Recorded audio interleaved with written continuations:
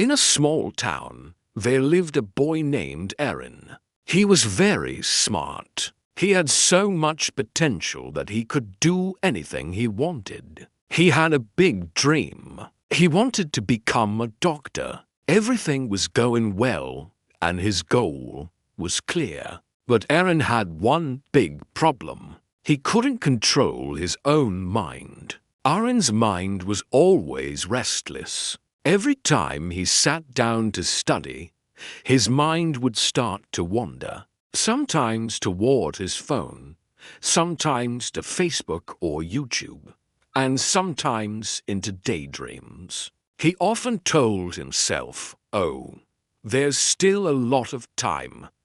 I'll study later." But the funny thing was, later never really came.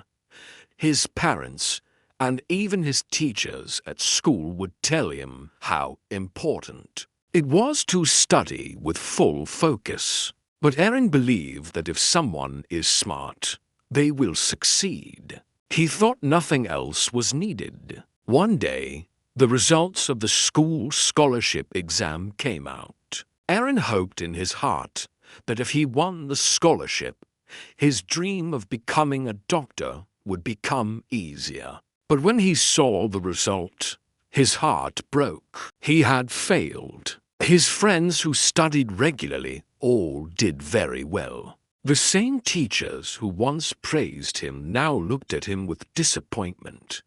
That evening, Aaron sat alone. He felt very ashamed. He knew he wasn't lacking intelligence. He had just wasted time. In that moment, he realized something important. Being smart is not enough. Without discipline, no success will come. Right after that, Aaron made a decision. He had to change himself. So he looked for a teacher who would not only teach subjects, but also help students build discipline. That's when he found Coach Daniel, a very experienced physical education teacher. Coach Daniel was not just about exercise. He also helped students improve their focus and self-control. People used to say that even the most unfocused students slowly became disciplined. Under his guidance, Aaron went to Coach Daniel and said, "Coach, I just can't focus on my studies. When I sit to study, my mind keeps jumping from one thing to another. What can I do?" Coach Daniel smiled gently and said, "Controlling the mind is not easy, Aaron. Come, let me show you something." He took Aaron to the school playground. From the sports equipment room, he brought out a toy bow and arrow. He set up a board in the field and said, "If you can hit the center of this board, I'll know how focused you really are." Aaron shot the arrow, but it missed the target. Coach Daniel asked, "What were you looking at when you shot the arrow?" Aaron replied, "The trees around me, the field, and the board." Coach Daniel shook his head and said, "That's your real problem. You are looking at everything at the same time." He added, "A good athlete only looks at the target, nothing else. Your mind is busy with your phone, social media, and YouTube. If you want to succeed in life, then during study time, you must only look at your goal." Aaron understood the message, but he asked, "Coach, where should I start? How do I become more disciplined?" Coach Daniel said, "I'll tell you 4 simple rules. 1. Control your thoughts. 2. Make a routine. 3. Keep distractions away. 4. Practice every day and listened carefully." He made a strict routine for himself. He turned off his phone while studying.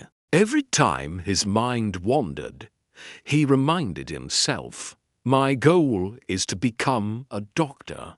At first, it was very hard, but slowly, his focus started to improve. After some time, He was able to study for hours without distraction. A few months later, Aaron took another important exam.